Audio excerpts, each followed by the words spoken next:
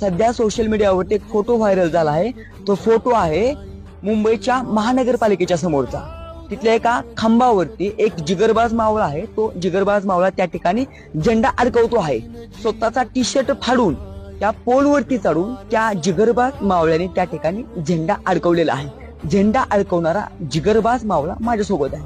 आपण ते त्यांच्याशी बोलूया. सगळ्या महाराष्ट्राला प्रश्न पडलाय की तुमचं नाव काय किंवा तुम्ही कुठून आहात? प्रथमतः जय शिवराय. मी बार्शी तालुक्यातील देवगाव म्हणून या गावातून आहे. नाव काय तुमचं? नाव सूरज कल्याण मांजरे. नगरपालिकेच्या समोर एवढ्या मोठ्या उंचीच्या पोलवर झेंडा अडकवायची लावायची डेअरिंग तुमच्याकडे कुठून आली? प्रथमतः आम्ही शिवरायांचे मावळे. हा, स्वतःमध्ये आत्मविश्वास राहतो की आपण ही गोष्ट करू शकतो. जसे तानाजी मालुसरेंनी खिंड लढवली, त्यांनी कोंढाणा ठरला, असं बर. म्हणजे तिथून आम्हाला प्रेरणा भेटलेली आहे. छत्रपतींचे मावळे जिगरबाज मावळे आज आपल्याला सूरज मांजरे यांच्या रूपाने पाहायला या ठिकाणी मिळाले आहेत. मला सांगा, तुम्ही झेंडा जो त्या 40 फुटाच्या पोलवर तुम्ही झेंडा बांधला, तो झेंडा तुम्ही कशाला बांधला होता? मी वरी गेलो होतो त्यावेळेस काय मी जाताना त्याला बांधायला दोरी वगैरे काय नेली नव्हती. परत ते वरी गेल्यानंतर समजलं की आपण बांधायला काय आणलेलं नाही. मग नंतर परत मी काय केलं, स्वतःच्या अंगावरचा शर्ट काढला, प्रथम तो बांधला. नंतर झेंडा आणखीन थोडासा हलू लागला. नंतर पुन्हा दुसरं काही नव्हतं बांधायला. नंतर मग स्वतःच्या अंगावरचा बनेल काढून त्या बनेल पण झेंडा फडकवला, बांधला परत. तुमच्या अंगावरच्या बहिणीने तुम्ही झेंडा बांधला. मग तुम्ही वर चढताना खालून लोक तुम्हाला काय म्हणत होते का?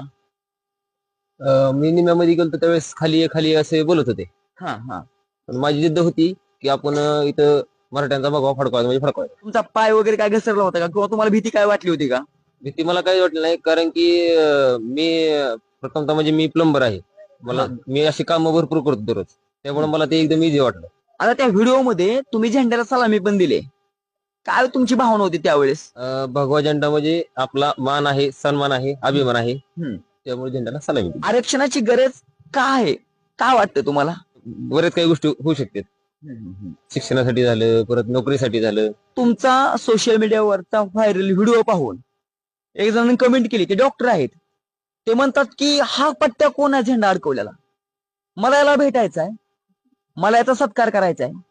अख्ख्या महाराष्ट्रातून तुमचे त्या ठिकाणी व्हिडिओ व्हायरल झाल्यावरती लोकांच्या एवढ्या प्रतिक्रिया आहेत की लोक तुम्हाला भेटायला आतुर आहेत, तुमचा सत्कार करायला आतुर आहेत. सत्कार स्वीकारचाल का? किंवा त्या लोकांच्या, ज्या लोकांना तुम्हाला भेटायची आतुरता आहे, त्यांना काय सांगाल तुम्ही? जसं की भगवा फडकावला, पण आपलं आरक्षण भेटलं, हाच आमचा माझा मान आहे, सन्मान आहे आणि सत्कार हाच मी स्वीकारू शकतो. तुम्ही जो झेंडा लावलाय, आता बऱ्याच लोकांची अशी मागणी आहे की तो झेंडा कायमस्वरूपी तिथंच राहावा. खरंच तिथे राहावा